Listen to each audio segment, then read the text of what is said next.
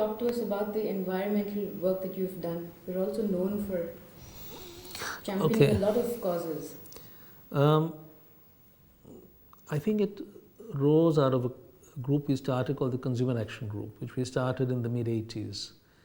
And Mr. Swaminathan was a trustee, the other senior people as trustees. And we started that because we felt that, there are a lot of things going wrong, but all we're doing is to complain. So why don't we start doing something? And some of us are lawyers, let's use our law skills. So even in environmental issues, what I brought to bear was using the law. For me, principle, it's always been that. The law is my forte, it's my field, it's my passion. How can I use it? I use it in courts, I use it to litigate, I use it in public interest cases. And at that time, PILs were very new. When we first started doing them in the 80s, they were very new. So in a sense, this group was a trendsetter, taking up issues of pollution, water and air pollution, toxic damage, illegal constructions, all very new. Judges were not used to it. So this whole thing of locus standi, how do you establish locus? What are the limits? It's also kind of matched with governmental authority, arbitrariness, violation of rules, and in that the range of environmental concerns, that the damage here can be so vast, can go to multiple generations.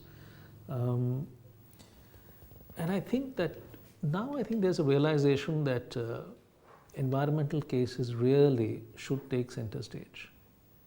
I mean, when we started out, it wasn't survival that we were talking about. It was a better quality of life. Today, environmental cases are really about survival. Survival of land, survival of living, survival of resource systems. So I think really they should be center stage.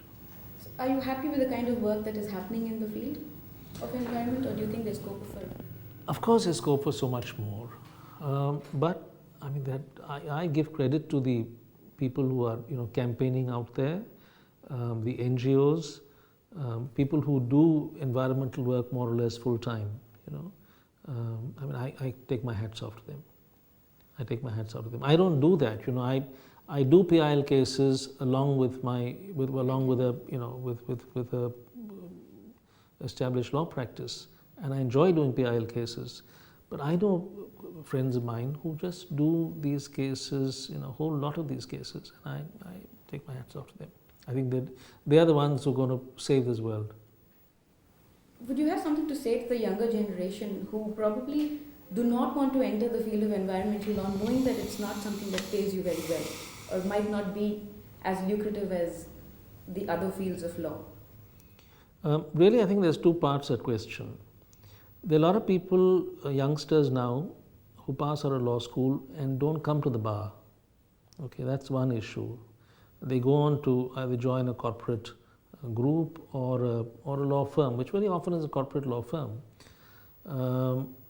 And the issue then also of environment and public interest cases. So on the first one, I think it's sad that so few come to the bar, especially from the established law schools, and after having got such a good education. It's very sad that so few come to the bar. I don't even know if they know how much the bar can actually do for them, because the bar is a great place, the kind of independence you get, the variety of cases you get, the human nature that you get to see, the extent to which you can make a difference in society. Nothing equals the bar. Okay? But the rewards of the bar come later. They don't come immediately. So if you're standing here, as a young lawyer and seeing a colleague of yours earning lakhs in some company, it's difficult. I think a big problem is because of us, more senior people. We simply don't pay young lawyers enough.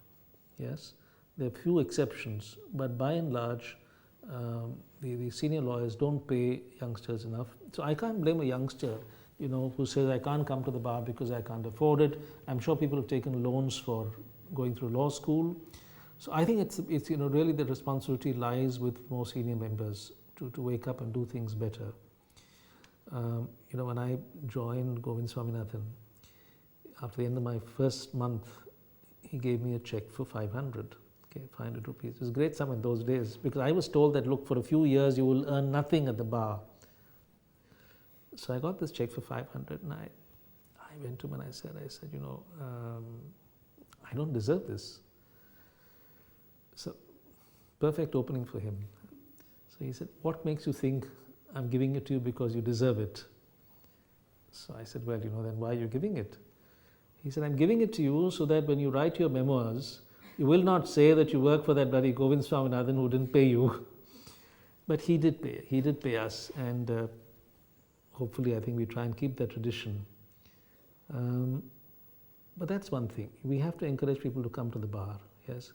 And the bar is a great place to come to. The second thing about doing environmental and other public interest work, I think it is something which every lawyer can do, okay, and must do. Now, speaking specifically about the bar, you know, pro bono cases are so important. They're important for the litigant, okay, they're important for the cause, whether it's an environmental issue, social issue, consumer issue, the 101 cases that come to court.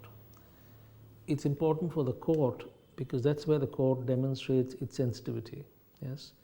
There was an old saying which said, you know, the doors of justice are open to all, like the doors of the Taj Mahal Hotel in Bombay are open to all, yes. You can't afford to do that, okay. So the court needs to have pro bono work. And for the lawyer, I think it is a great way to show your, you know, to be socially sensitive, to use your skills. And I'll tell you another advantage. When you're doing a good public interest case, you're usually up against, you know, a very senior lawyer appearing for the vested interests. So it's a great way to get some experience and to, you know, win some cases out there.